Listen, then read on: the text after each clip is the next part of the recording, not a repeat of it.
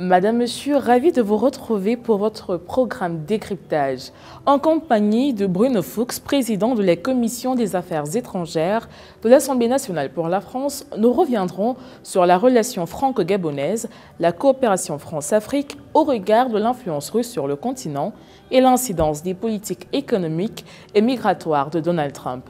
Monsieur Fuchs, bienvenue sur Africa 24. Monsieur Fuchs, vous étiez au Gabon pendant la tenue de l'élection présidentielle du 12 avril 2025, élection organisée 19 mois après le coup d'État et remportée à la majorité absolue, soit plus de 90% des voix, par le général Brice Clotaire Oligui Nguema. Quelle a été votre appréciation du déroulement du scrutin? J'ai vu un climat très apaisé, un grand nombre de Gabonaises et Gabonais qui allaient librement voter, faire leurs courses, et donc ça tranchait quand même beaucoup avec d'autres jours d'élection dans le passé. On a vu qu'un climat apaisé avec des gens qui étaient paisibles justement, pas de coupure d'internet, très peu de forces de police à l'extérieur, donc une vie normale en réalité. Et ça c'est assez agréable à voir parce que ce n'est pas le cas toujours. Et donc là en réalité c'est ce que j'ai pu constater hier. Vous êtes le président de la Commission des Affaires étrangères de l'Assemblée nationale française. On sait que la France est le premier partenaire commercial du Gabon. Les liens s'étendent à d'autres secteurs, y compris au niveau politique, donc la France ne peut pas être indifférente à ce qui se passe au Gabon. Quel regard portez-vous sur la période de transition dans ce pays? Alors, des 5 transitions avec celle du Sahel et de la Guinée, c'est la dernière et c'est la première à se terminer. Et donc, pour moi, pour l'Afrique, pour le reste du monde, d'avoir une parole, un engagement qui a été pris il y a 19 mois, vous l'avez rappelé, et qui se termine et qui est tenu aujourd'hui, est quelque chose de très important parce que la stabilité d'un pays, la stabilité de la parole donnée, donc la confiance qui est générée dans un pays et dans un chef d'État, c'est très important par rapport à vos partenaires extérieurs, mais aussi par rapport à vos citoyens. J'ai vu hier plusieurs personnes à Libreville qui avaient une nouvelle confiance, qui avaient à nouveau confiance dans leurs dirigeants et donc qui s'apprêtaient à investir, à travailler, à développer leur activité. Donc ce climat de confiance qui est celui de la parole donnée et de l'engagement pris, eh bien, je pense que ce sera bénéfique pour le Gabon, mais j'espère aussi pour un grand nombre d'autres partenaires africains. Brice Clotaire Oligui Nguema, dans des interviews médiatiques et des déclarations, s'est dit ouvert à des partenariats avec tous les pays pour aider au projet de développement du Gabon, y compris la France. Le Gabon est un pays dans lequel il n'y a pas encore un certain nombre de contestations. Il y a la perception que les Africains ont de la France, comme on l'a vu dans certains États de l'Afrique de l'Ouest. Est-ce que la relation France-Gabon devrait continuer sur la même dynamique après cette élection ou devrait-elle éventuellement être réorientée? D'abord, je pense qu'il y a des enjeux très importants pour le président Oligui, parce qu'aujourd'hui, il est élu.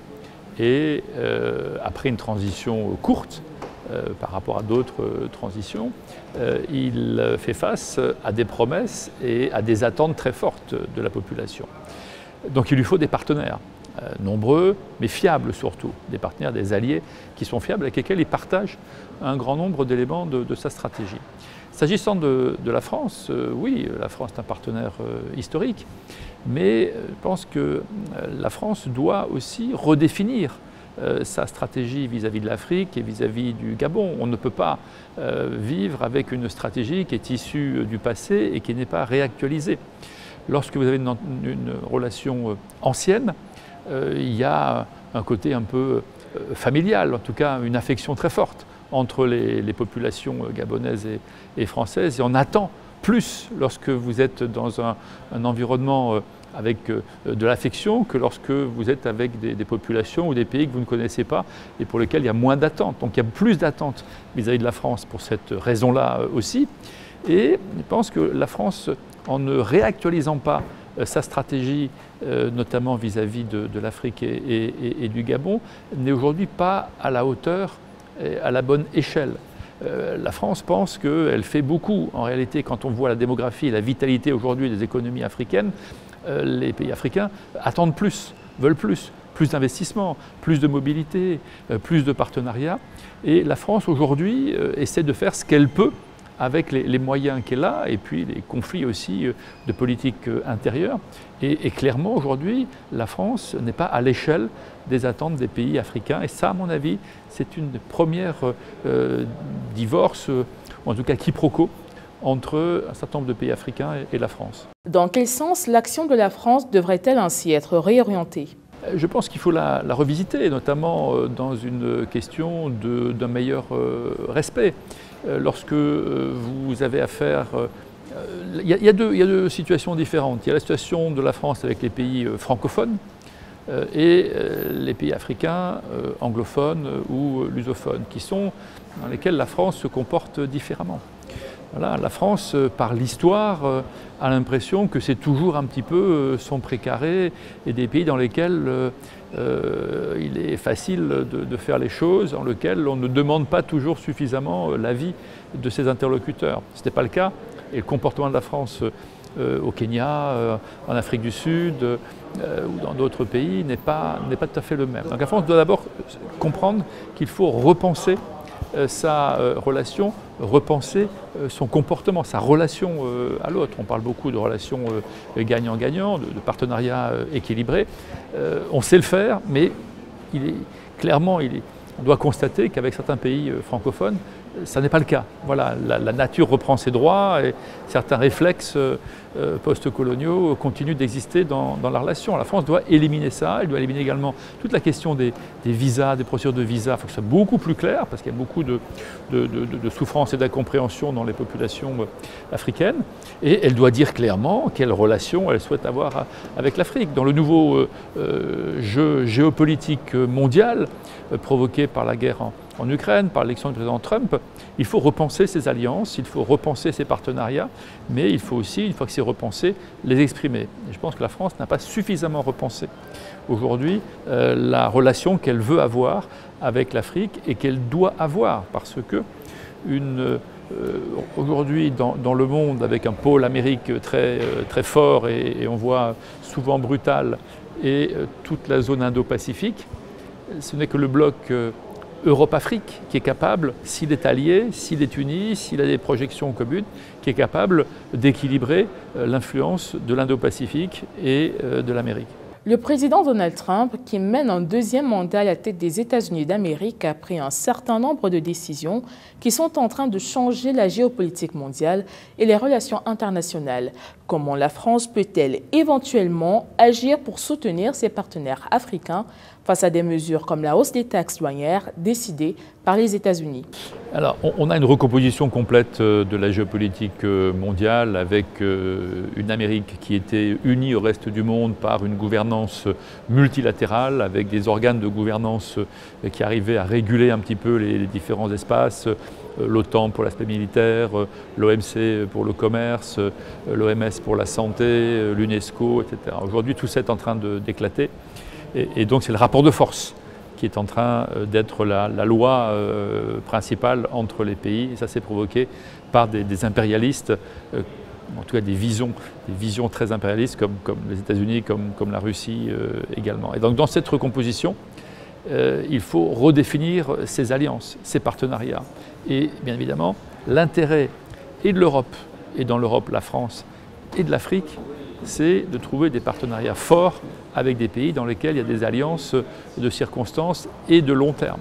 Et c'est sûr que les affinités et géographiques et politiques et des populations entre l'Europe et l'Afrique doivent nous amener à redéfinir des alliances différentes, mais beaucoup plus solides pour faire face au désordre mondial et pour permettre une croissance forte et un bien-être pour les populations, alors même que si on ne s'organise pas, eh bien on sera dans une dépendance à ceux qui seront les plus forts. Donc il faut être fort, il faut afficher sa force, et la force c'est d'abord repenser nos alliances et le lien qui unit l'Europe avec les pays d'Afrique.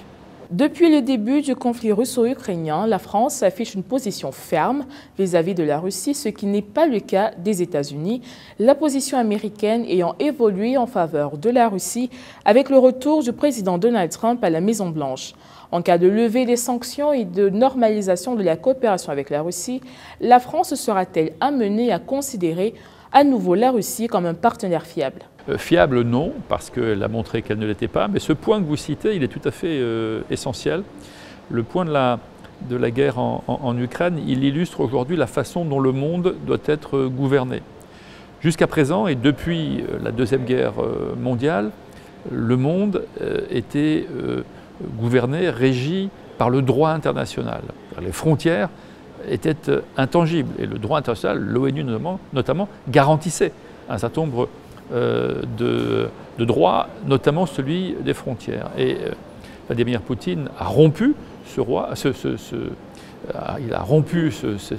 en tout cas le respect de ce droit, et donc il rentre dans une autre logique qui est celle du rapport de force et le bon vouloir de l'un ou de l'autre en fonction de la force et de ses capacités à annexer une autre partie. Donald Trump fait pareil, puisqu'il parle du Groenland, il parle du Panama, il parle même du Canada, etc.